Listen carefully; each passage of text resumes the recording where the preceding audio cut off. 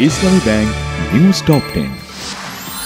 এ বছরের শেষ দিকেই নির্বাচন, জাপানের গণমাধ্যমকে দেয়া বিশেষ সাক্ষাৎকারে জানিয়েছেন ডক্টর মোহাম্মদ ইউনূস। শেখ হাসিনার পরিবার, ফ্যাসিস্ট আওয়ামী লীগ সহ কোনো নাগরিকের সম্পত্তিতে আক্রমণ না হোক আহ্বান প্রধান উপদেষ্টা ডক্টর মোহাম্মদ ইউনূসের।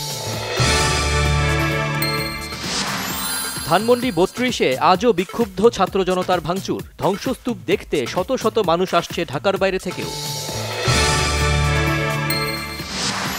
সাবেক রাষ্ট্রপতি আব্দুল হামিদের কিশোরগঞ্জের বাড়িতে অগ্নিসংযোগ ও ভাঙচুর করেছে বিক্ষুব্ধ ছাত্র জনতা।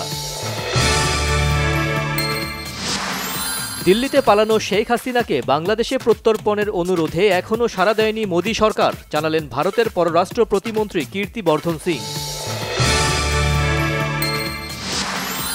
পাঠক আর প্রকাশকদের পদচারণায় মুখর ২১শে বইমেলা, ছুটির দিনে মুখরিত মেলা প্রাঙ্গণ। শেখ হাসিনা পালিয়ে গিয়েও উস্কানি দিয়ে দেশে উত্তপ্ত পরিবেশ সৃষ্টি করতে চায় বলেছেন জামায়াতে ইসলামের আমির ডাক্তার শফিকুর রহমান।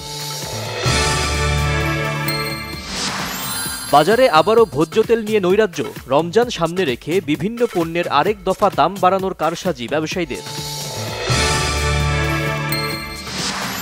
আন্তর্জাতিক অপরাধ আদালত আইসিসি আর ইরানের তেল খাতে নিষেধাজ্ঞার নির্বাহী আদেশে মার্কিন প্রেসিডেন্ট ডোনাল্ড ট্রাম্পের অনুমোদন।